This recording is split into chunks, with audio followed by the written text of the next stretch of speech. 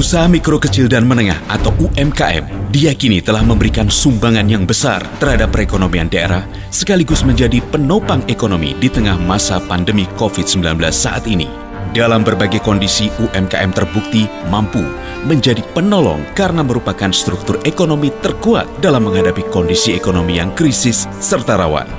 Di sini terlihat bahwa daya tahan UMKM berbeda dengan perusahaan besar yang sangat terpengaruh kondisi global. Ekonomi daerah Jawa Tengah pun mendapat dukungan yang cukup besar dari UMKM.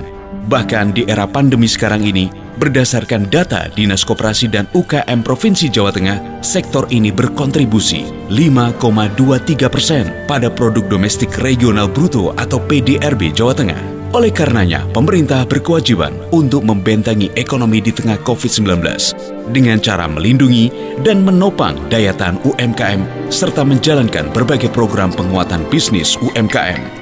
Pemerintah pun bisa bekerja sama dengan perusahaan swasta agar bersama-sama memperkuat ketahanan ekonomi sehingga menjadikan Jawa Tengah sebagai wilayah yang berkekuatan ekonomi ketika pandemi berlalu nantinya.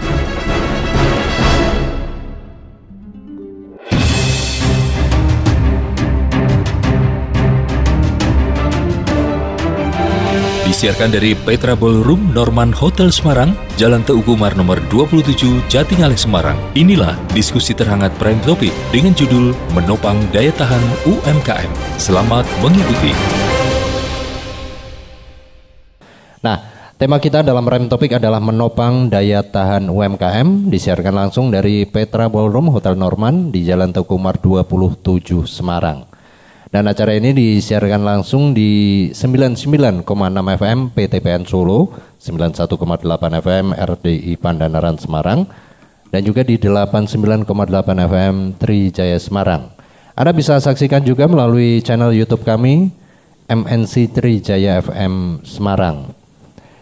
Nah, para pendengar, pemirsa, serta para hadirin semuanya, untuk membahas tema kita menopang daya tahan UMKM, bersama saya sudah hadir para narasumber yang akan mengupas bagaimana kita bisa menopang daya tahan UMKM ya. Saya mau sapa di sebelah kanan saya Ibu Sri Murniani, beliau Wakil Ketua Komisi B DPRD Jawa Tengah. Bu Murniani, apa kabar? Sudah lama nggak ketemu ya? Alhamdulillah baik. Baik ya Bu ya. Nah, selama ini kesibukannya ngapain aja nih Bu selama masa pandemi?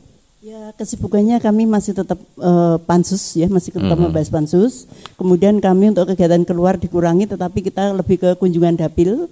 Jadi kita memantau kondisi dapil kita masing-masing dari 120 anggota DPRD itu.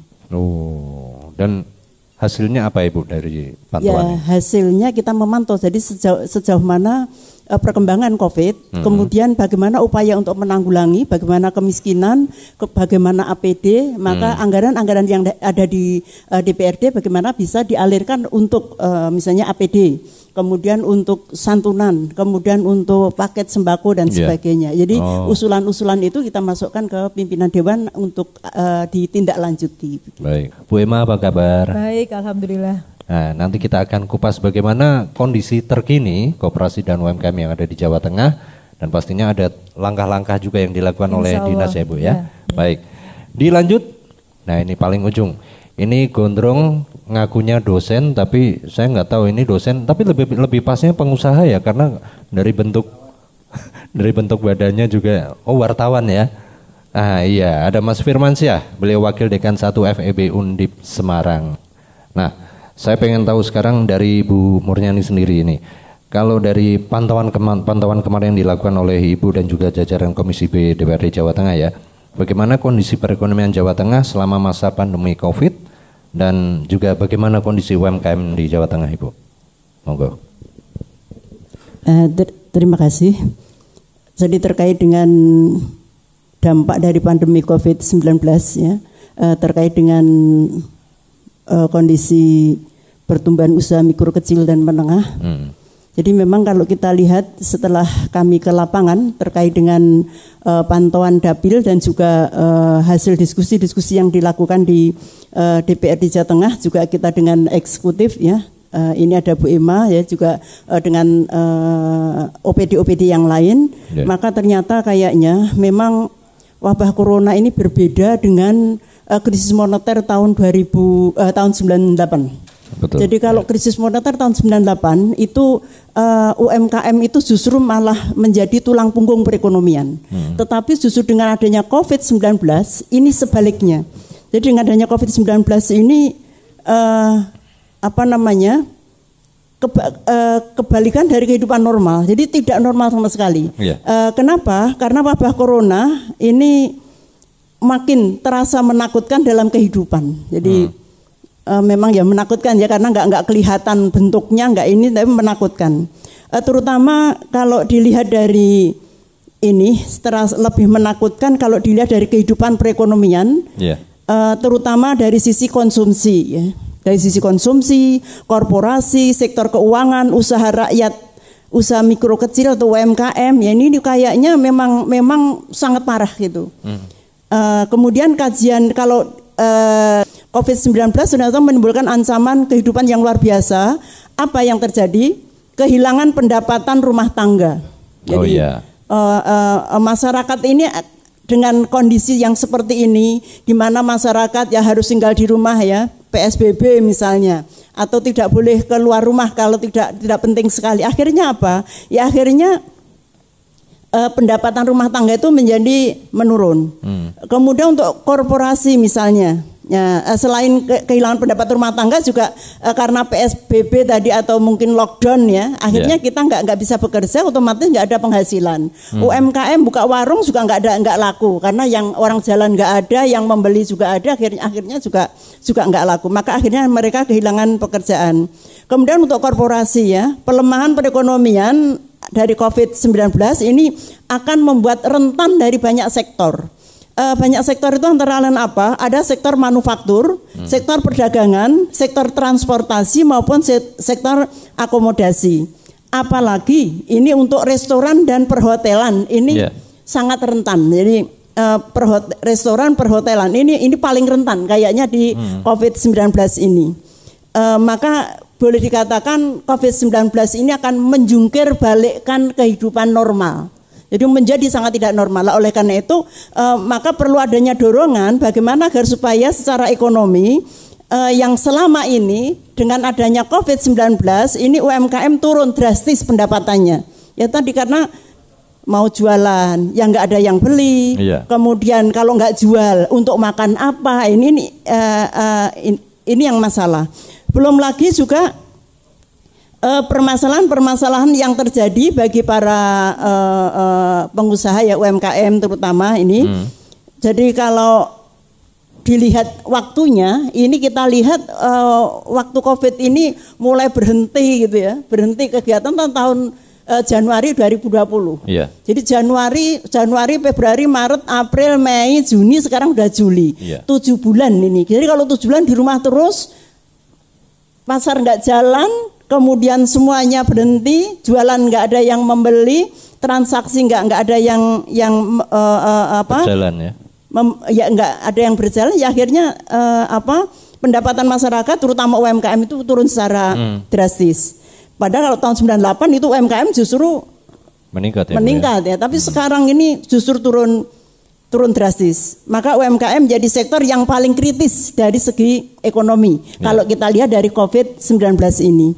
Nah, oleh karena itu maka ini mesti nanti perlu adanya kebijakan-kebijakan dari pemerintah bagaimana agar supaya masyarakat ini bisa bangkit lagi, UMKM bisa bangkit lagi. Karena kalau kami kan di legislatif ya, di legislatif fungsinya fungsi legislasi, fungsi anggaran dan fungsi kontrol. Tetapi teknis secara langsung itu ada di OPD ya, ada di OPD. Maka dengan ini kami mendorong kepada OPD, terutama Dinas Koperasi, UMKM dan juga dinas-dinas yang lain, mendorong bagaimana agar supaya upaya-upaya ekonomi itu bisa bangkit, masyarakat bisa bangkit, bisa berusaha, bisa memperoleh penghasilan dan kemudian memiliki daya tahan hidup yang lebih kuat. Maka termasuk juga dengan turunnya transaksi selama ini, jadi penjualan turun, pendapatan turun, biaya operasional tetap tinggi ya. Jadi misalnya kalau kita punya warung, kan harus ada pramusajinya. Padahal warungnya nggak laku. Pramusaji kan butuh dibayar gitu ya. Listrik butuh dibayar. Kemudian sewa kios juga harus dibayar. Sementara ini pendapatan nggak ada, yang beli nggak ada. Yang namanya ojek ya, ojek yang selama ini boleh ngangkut orang, tidak boleh ngangkut orang. Dan sekarang karena banyaknya di rumah, masyarakat menyebabkan apa? Ya mereka lebih baik memasak sendiri, mereka memenuhi kebutuhan sendiri, termasuk apa namanya dulu namanya apa Mas, setrika ya, laundry. Oh iya. Laundry itu kan biasanya ke laundry aja sepi. Kenapa? Nanti kalau di laundry kan nanti kena virus. Ya akhirnya apa? Laundry pun sepi. Nah, oleh karena itu pemesanan nggak ada, ojek juga mengeluh. Nah, ini maka mestinya bagaimana kalau pinjaman selama ini ya bisa ditangguh, angsurannya ditangguhkan. Kemudian bagaimana listrik, keluhan dari masyarakat justru kemarin itu tarif listrik menjadi lebih tinggi. Lah bagaimana agar supaya pemerintah memperhatikan supaya tarif listrik itu jangan tinggi-tinggi gitu. Kalau perlu bagaimana ini bisa agak ditekan gitu supaya bayarnya listrik tidak terlalu mahal ya, karena nggak ada pendapatan tadi. Kemudian orang yang ada di kota ya, selama ini dari desa urbanisasi ke kota untuk membuka UMKM, buka warung ya, ke Semarang misalnya. Di sini nggak laku, akhirnya apa? Pulang kampung. Ya, akhirnya pulang kampung. Sehingga dengan demikian ini juga akan menimbulkan masalah yang ada di kampung, apalagi Covid yang masih jalan kayak gini. Orang pulang kampung itu nggak gampang ya, dicurigai ya. Dicurigai harus punya tes kesehatan dan sebagainya. Ini sementara kalau tinggal di kota, dia tuh kiosnya harus bayar, tenaganya bayar, listriknya bayar, internetnya bayar, teleponnya bayar, semua harus bayar. Kemudian pinjaman juga harus bayar. Sementara penghasilan nggak ada lah. Ini nih yang menjadi masalah. Maka harapan kami di forum ini nanti bisa ada solusi ya.